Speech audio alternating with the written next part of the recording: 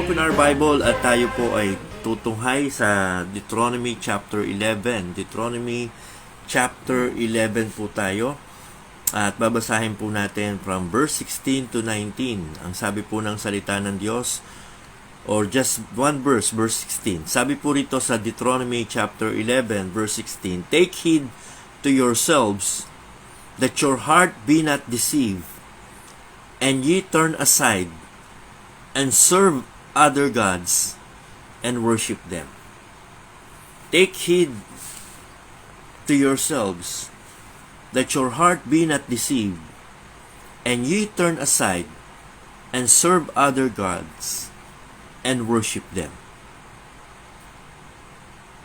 Sa bandang huli po, mga minamahal, ay binilinan sila ng Panginoon ng ganito. Sabi sa kanila dito sa chapter 11, verse 22, "For if you shall diligently keep all these commandments, which I command you to do them, to love the Lord your God, to walk in all his ways, and to cleave unto him, then will the Lord drive out all these nations from before you, and you shall possess greater nations and mightier than yourselves." So sa umaga pong ito, nais ko pong tingnan natin yung bilin sa kanila ng Panginoon, how they can possess greater and mightier things. Possessing greater and mightier things. Kasi po, ito po ang sinabi ng Panginoon sa kanila eh. "If you shall diligently keep all these commandments, to do them, to love the Lord your God, to walk in all his ways, and to cleave unto him, then will the Lord drive out all these nations from before you, and you shall possess greater nations and mightier than yourselves." So, makikita po natin dito, mga minamahal, in the passage that we just read, yung mga ibinilin sa kanila ng Diyos in order for them to possess greater and mightier things. Unang-una, syempre, mga minamahal, diretso na po tayo. Ang kaparaanan para sila ay maging matagumpay at magtaglay sila ng mga dakilang bagay at mga makapangyarihang bagay na higit sa kanilang kaalaman ay hindi nila maaaring makuha by their own selves alone, but by the help of God. Possessing greater and mightier things is not possible for us humans to achieve unless we are helped by God. Tulungan tayo ng ating Panginoong Diyos. Kasi kadalasan, mga minamahal, yung ating mga gustong abutin sa buhay ay masigit pa kaysa sa ating kayang magawa. Just like the children of Israel. Talaga naman kung titingnan natin, napaka-imposible, napaka-layo sa katotohanan na sa sarili nilang sikap at sa sarili nilang kakayanan at sa sarili nilang magagawa ay mapa sa kanila itong lupain na ito na ipinangako ng Diyos. Pero ang pangako sa kanila ng Diyos, kung sila ay matututo na sumunod at kumilos at gumawa ayon sa sinasabi ng Diyos, then they will be able to possess greater and mightier things. So, how could they do that? Paano nila magagawa yon? The first step is mentioned dito po sa verse 16. Unang-una is self-discipline. Self-discipline. If we are to possess greater and mightier things, we need to have self-discipline. Sabi po rito, take heed to yourselves. Kailangan po ng pag-iingat sa sarili. Marami pong sakop itong self-discipline. Nandyan yung physical self-discipline, nandyan yung emotional self-discipline, nandyan yung spiritual self-discipline. Marami. It covers the whole person sa kanyang araw-araw at sa kanyang ginagawa sa kanyang buhay. Pag sinabi nating disiplina sa sarili, physically, that means we eat properly, we eat right, we sleep well, we take care of ourselves physically. Huwag nating abusuhin yung ating sarili. Pag pagod na, magpahinga na, di ba? Pag gutom na, kumain na, at pag nauuhaw, uminom. At pag kailangan pumunta sa tawag ng kalikasan, huwag pigilan. Ang tawag dito ay physical self-discipline. It is important that we take care of our body. Kung gusto nating mapossess yung ibibigay sa atin ng Panginoon na pagtatagumpay at makakamit natin sa paglilingkod natin sa buhay na ito sa Panginoon. Like the children of Israel, if they wanted to be possessing the land, if they wanted to be victorious over their enemies, they have to take care of their bodies. Kaya nga po, pati yung kanilang diet, ipiniprescribe sa kanila ng Panginoon. Kasi importante ang pangalagaan ng ating sariling katawan. Like the Apostle Paul, ang sabi niya, "But I keep under my body and bring it into subjection, lest by any means, when I have preached to others, I myself should be a castaway."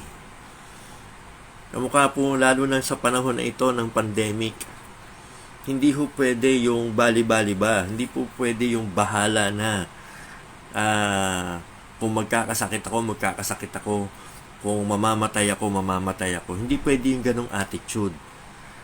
Siyempre, it's all in the hands of God. It's all in the hands of our Almighty God. But we have to take care of ourselves.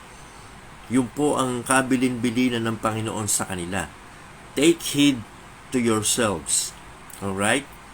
Kahit kay Timothy, yun ang sinabi ni Apostle Paul, take heed to thyself and to thy ministry.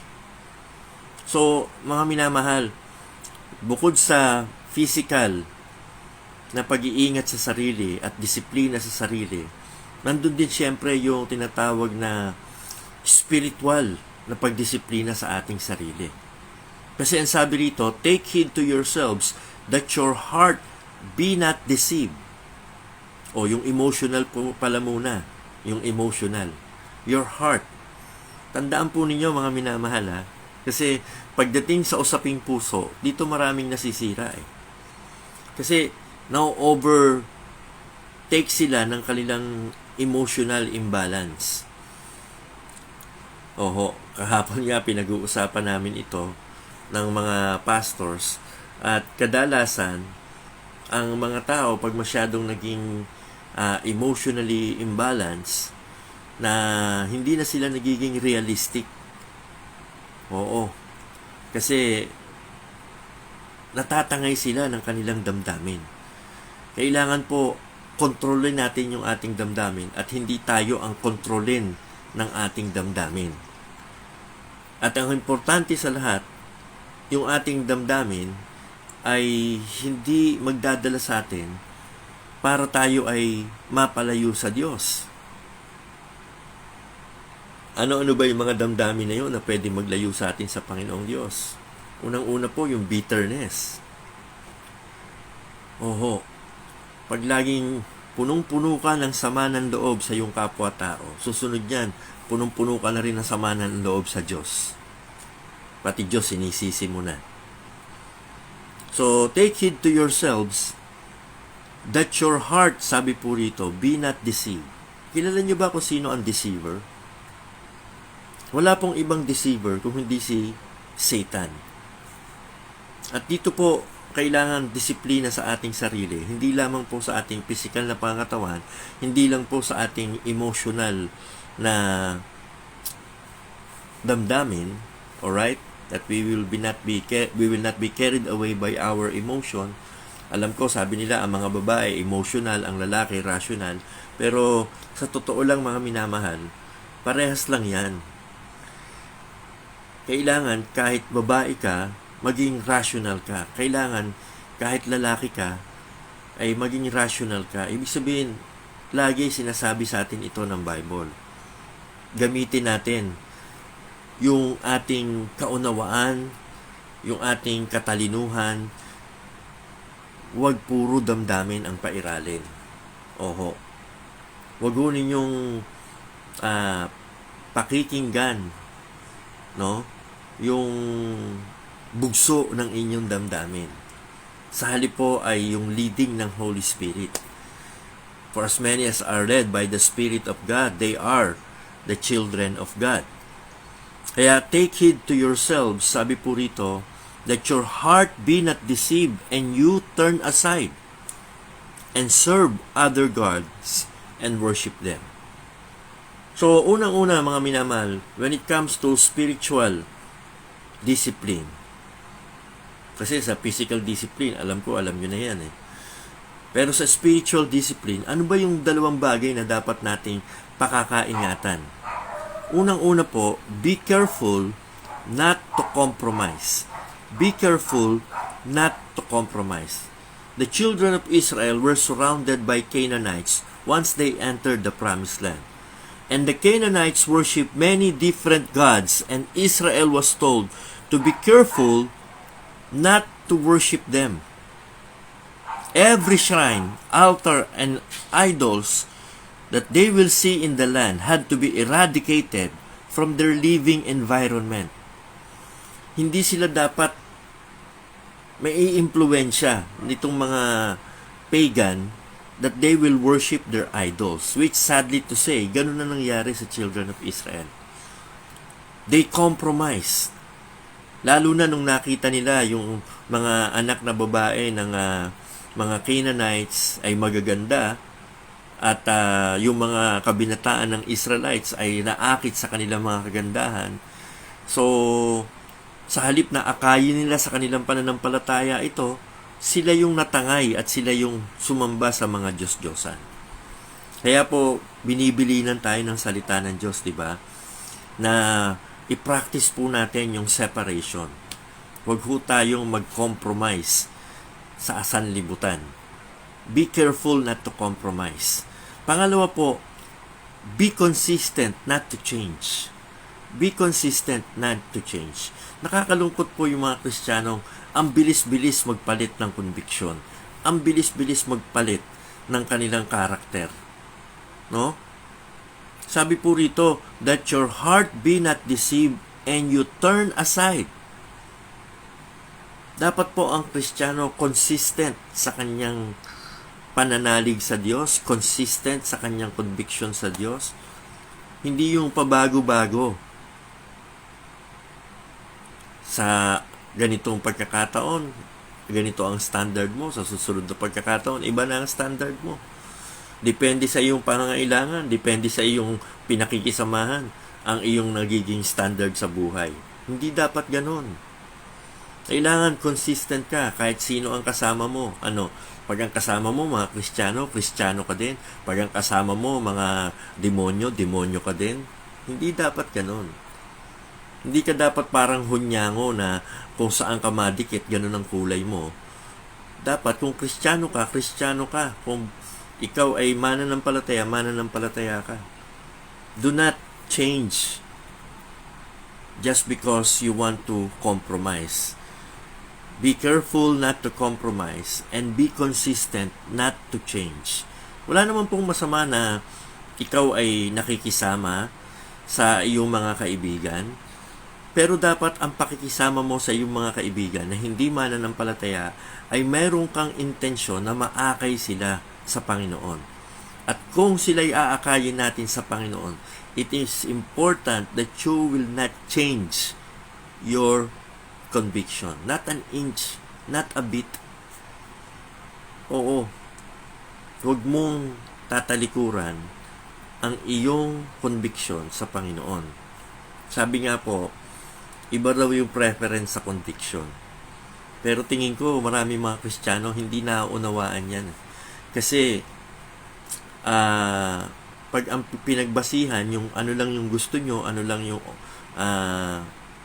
likes nyo, ano lang yung inyong hilig, ayan, preference yan.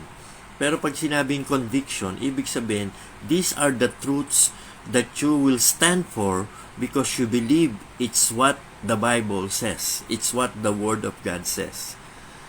At kung talagang naniniwala ka, it's what the Word of God says, then you will have to abide and to stand by it. Sabi nga po ng Panginoon, abide in me and my words abide in you. Importante po yan na manatili tayo sa Panginoon at sa salita ng Panginoon. This leads us to our second point. In possessing greater and mightier things, kailangan po natin not only self-discipline but also scripture devotion. Kailangan po natin ng scripture devotion. So una, discipline sa sarili. Pangalawa, devotion sa scripture. Sa Deuteronomy chapter 11 verse 18, ganito po ang sabi, therefore shall you lay up these my words in your heart and in your soul, and bind them for a sign upon your hand, that they may be as frontlets between your eyes. God talks about His words. His words to be binded for a sign upon their hands, upon their heart, that it may become frontlets between their eyes. So, anong sinasabi ng Diyos dito? He was telling the children of Israel, if they will possess greater and mightier things in the land of promise, they have to be really devoted to the scripture. They have to be really devoted to His words. Not only that we should practice discipline to ourselves, but we should also devote our time sa scripture. Knowing His words, knowing His will. Sabi po rito in Deuteronomy chapter 11 verse 19, and you shall teach them your children, speaking of them when thou sittest in thine house, and when thou walkest by the way, and when thou liest down, and when thou risest up. Madalas po sa bahay, nag-uusap ang mga pamilya. Nag-uusap ang mga anak, kasama ng kanilang mga magulang, pag kumakain sila sa lamesa, pagka nakaupo sila sa salas, o minsan kahit pagka nasa kwarto na, nag-uusap-usap. Kadalasan, ano na pag-uusapan? Sige nga, kadalasan ang napag-uusapan ay politika. O minsan ang napag-uusapan ay showbiz. O yung latest movies. Kung ano nasa Netflix. O kadalasan ang napag-uusapan ay kung ano-anong mga bali-balita. Bakit hindi nyo pag-usapan ng Panginoon? Bakit ang hindi nyo pag-usapan ay ang salita ng Diyos? Kumusta naman ang iyong kaalaman sa Bible? Importante ito na magsisimula ito sa mga magulang. Yung matututunan ng ating mga anak sa salita ng Diyos, sa atin magmumula. Unless ikaw ay first generation Christian sa pamilya nyo. Kami po, first generation Christian kami. Ibig sabihin, hindi kami lumaki na tinuturuan kami ng magulang namin ng salita ng Diyos. Tinuluan kami magrelihiyon. Kasi mga magulang namin religious. Pero hindi sila biblical Christians. Sa amin nagsimula yung pagsasaliksik sa Bible, at salamat na lang sa Panginoon, na-lead kami sa tamang pag-aaral ng salita ng Diyos, at kaya kami ay nakakilala sa Panginoong Hesus bilang aming sariling totoong tagapagligtas. At alam namin mula sa salita ng Diyos paano magkaroon ng isang tao ng tunay na relasyon sa Diyos. Kailangan po, mga minamahal, na tayo po ay maging grounded sa salita ng Diyos. Kaya nung ako ay unang nakakilala sa Panginoon, mga minamahal, basa ng salita ng Diyos. Every day, 3 chapters sa umaga, 3 chapters sa gabi. And then kami magkakapatid yan, sina Pastor Ferdy, yan, sina Brother RJ. Nag-uusap-usap kami tungkol sa Bible. And then it's important na kapag ikaw ay may sarili ng pamilya, that you teach your children the Word of God.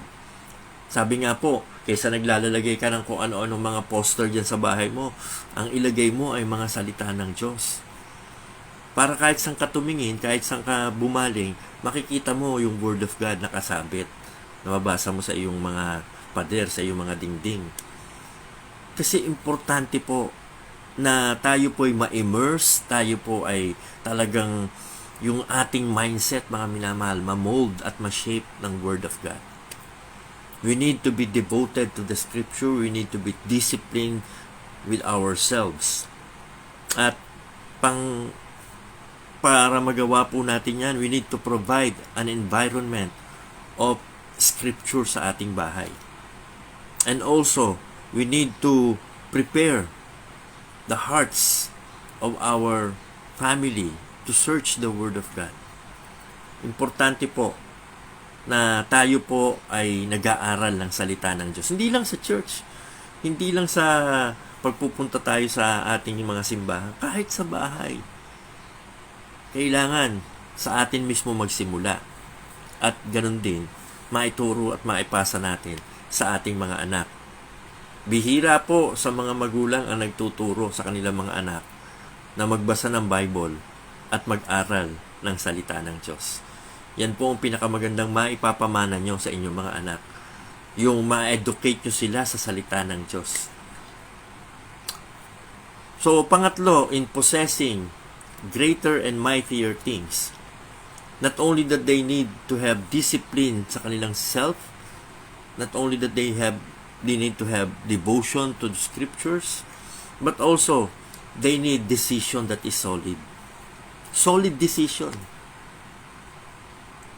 Kayo ba ay solid sa inyong decision? Ano bang decision yan, Pastor?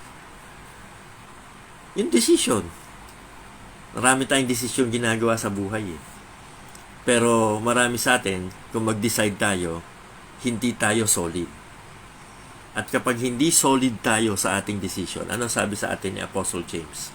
A double-minded man is unstable in all his ways. Kaya marami ang buhay unstable eh. Naalala ko nung ako ay nag-aaral sa college, laging sinasabi sa amin ng tatay namin, tapos kayo ng pag-aaral para pagkatapos nyo mag-aral, may stable job kayo. Iisip-isip ko kasi wala naman ako masyadong alam nun. Ano kaya yung stable job? Yung kaya yung trabaho na kailangan may lamesa. Kasi table eh. Joke lang. Kayo talaga, masyado kayo seryoso.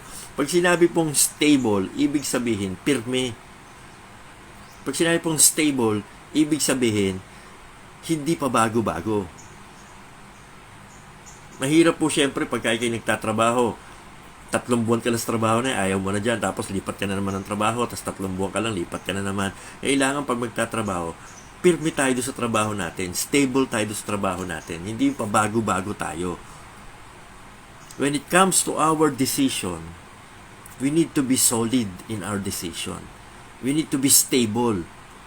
Huwag tayong maging unstable, sabi ng Bible. Pag sinabing unstable, pabago-bago. Mga minamahal, sabi ng Panginoon, they have to make a solid decision. Once they enter the promised land, they cannot be unstable. They need to be focused, they need to be firm, they need to be fixed. Sabi nga po ni David, my heart is fixed, O God, my heart is fixed. Hindi na dapat pag-iisipan, should we worship God or should we not worship God? Matik na dapat yun. Siyempre, we should worship God. Hindi na pinag-iisipan, should we study the Bible or should we not study the Bible? Matik na dapat yun. Dapat we should study the Bible. Hindi na pinag-iisipan, gigising ba ako ng bago mag 6 a.m. para mag-Hope Goes On? Hindi na dapat pinag-iisipan yon. Gising na kagad at mag-Hope Goes On. Diba? Hindi na dapat pinag-iisipan, pupunta ba ako sa church o hindi ako pupunta sa church? Matik na dapat yon. Punta ka sa church. Hindi na dapat pinag-iisipan, may kausap kang unbeliever, may opportunity ka to share the gospel. Wiwitnessan ko ba to o hindi ko wiwitnessan? Hindi na dapat pinag-iisipan. Witnessan mo na. Sasahod ka, pag-iisipan mo po, mag-iikapo ba ako o hindi ako mag-iikapo? Hindi na dapat pinag-iisipan nyo, mag-ikapo ka na. Kailangan maging solid ka sa mga decision mo sa Panginoon. Ang sabi ng Panginoon sa kanila, Behold, in chapter 11, verse 26 of Deuteronomy, Behold, I set before you this day a blessing and a curse. Two options, two alternatives, two decisions that you can choose from. What will you choose? What will you decide? Sabi ng Panginoon sa kanila, I set before you this day a blessing and a curse. In possessing greater and mightier things sa ating buhay, like the children of Israel, they're about to possess the promised land. And it's not an easy thing to accomplish. And for them to accomplish it, they need the help of God.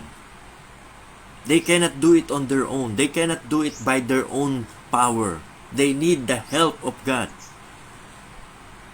And for them to have it, they have to make a solid decision.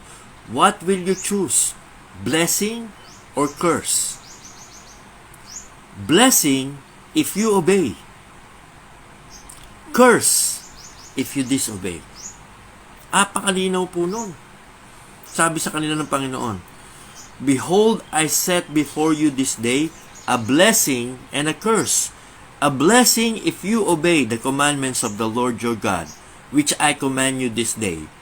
And a curse if you will not obey the commandments of the Lord your God, but turn aside out of the way which I command you this day, to go after other gods which you have not known. This is not a decision to be perfect. Let me be quick to add this. Is that a decision to become sinless perfect? No, definitely not. God will not require from us some things that we cannot accomplish. Alam ng Diyos we're sinners. Alam ng Diyos we're not perfect. He's not asking from us to be perfect, sinless. The decision is for us to make whether are we going to put God first and God will be our God and none else. Kasi yun lang naman ang unang-unang mahalaga sa Diyos, sa relasyon natin sa Kanya.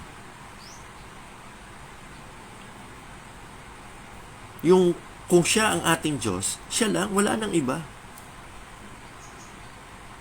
Hindi kamukha ng mga pagans. They have different gods. They have different idols. They have different devotion to many kinds of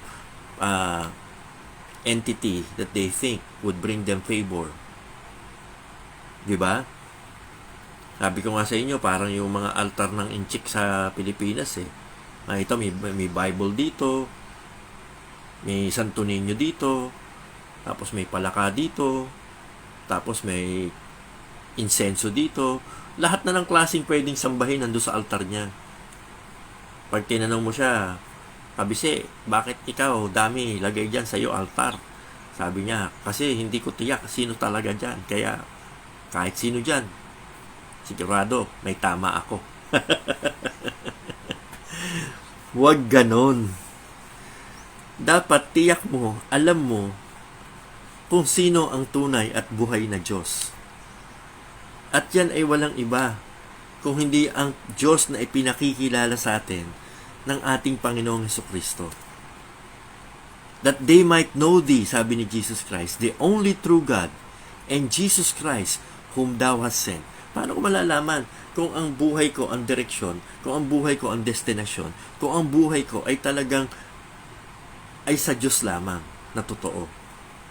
Jesus Christ is the way, the truth, and the life. No man cometh to the true God. No man cometh to the Father, but by Him. Kaya nga sabi niya, I am the way. I am the light. I am the door. Siya na nga eh. Siya na nga. Kung hindi si Jesus, hindi ikaw patungo sa Diyos. Hindi ang Diyos na totoo ang sinasamba mo. Jesus Christ alone. ang dapat na meron kang relasyon at hindi relihiyon. Kaya, you need to make a solid decision. Whose person are you gonna be loyal to? Kanino ka talaga magiging loyal? Kasi ang gusto ng Diyos, ang nais ng Diyos from us, loyalty. Thou shalt have no other gods before me. Hindi pwedeng si Jesus at si Allah, hindi pwede yun. Hindi pwedeng si Jesus at si Maria, hindi pwede yun.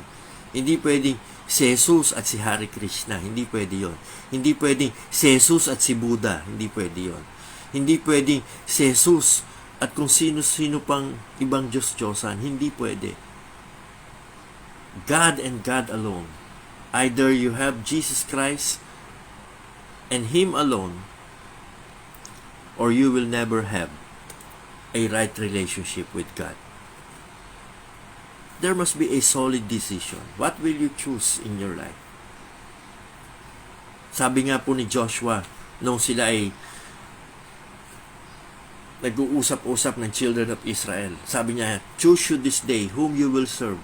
But as for me and my house, we will serve the Lord.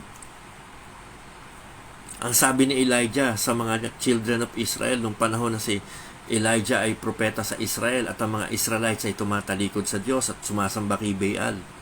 Sabi ni Elisha, hear, O Israel, if the Lord be God, serve Him. If Baal be God, serve Him. Huwag kayong maging hati ang isipan. Hindi pwede yung you are straddling the fence. Hindi pwede yung isang paa mo ay na kay Jesus Christ, tapos yung isang paa mo ay na kay kung sino man yung ibang dahilan mo para ikaw ay hindi makasamba kay Jesus. No other gods, no other devotion, no other dedication. Dapat yung ating buong pagsamba at paglilingkod kay Jesus lang, sapagkat siya lang ang tunay na daan sa Diyos. Make a solid decision. Kaya blessing talaga nung kabataan kami, nakasama kami sa camp, at doon sa camp namin natutunan natin yung kantang I have decided to follow Jesus, no turning back, no turning back, no turning back, no turning back. Walang talikuran. Diba? Solid. Diba? Pag sinabi nating solid, que sera, sera. Patay kung patay. No retreat, no surrender. Doon dapat natin gugulin, doon natin dapat itutok na mabuti ang ating buhay. Sa ating pong solid decision that Christ will be our Lord or He is not Lord at all. So mga minamahal, in possessing the land, we must apply these principles. Possession must begin first with a desire to possess. Gusto mo talaga? Kailangan that will be your heart's desire. That will be your passion. If you are content with what you are today, then you will never be any better than you are now. And you may become worse. Kailangan po talagang meron tayong progress. Kailangan meron po tayong improvement sa ating pong ginagawa sa Panginoon.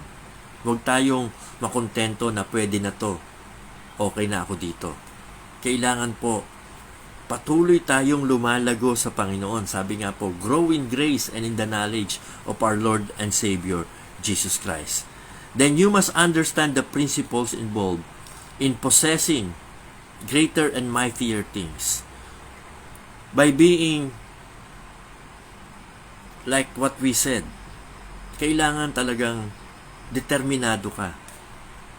May disiplina ka sa sarili, may devotion ka sa scriptures, at may decision ka that is solid. Possession comes by learning to act on the basis of a fact that you are willing even to die for it. Diba?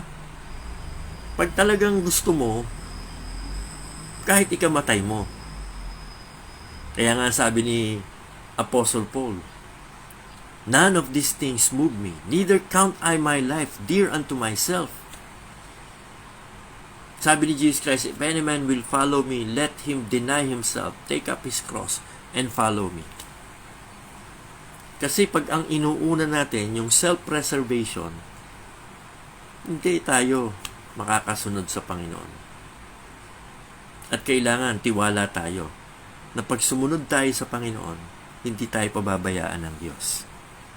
Possessing greater and mightier things is putting your life on the line and trusting God will take care of you. Hindi ka pababayaan ng Diyos. Apply these principles. Learn it and live by it. This is Pastor Jess Marasigan. Salamat po sa ating 157 live viewers. At sana po, mas magiging tagapangasiwa tayo, tagapagmana tayo, at tagapagkatiwala tayo ng mga bagay na ipinagkakaloob ng Diyos sa atin. Maging good stewards po tayo ng Panginoon. We cannot possess the blessing. We cannot possess greater and mightier things unless tayo po ay maging katiwala ng Panginoon. If we are not good stewards, then God will not entrust to us greater and mightier things. Tayo po'y manalangin at hiningin natin sa Diyos ang tugon niya sa ating mga kahilingan sa panalangin.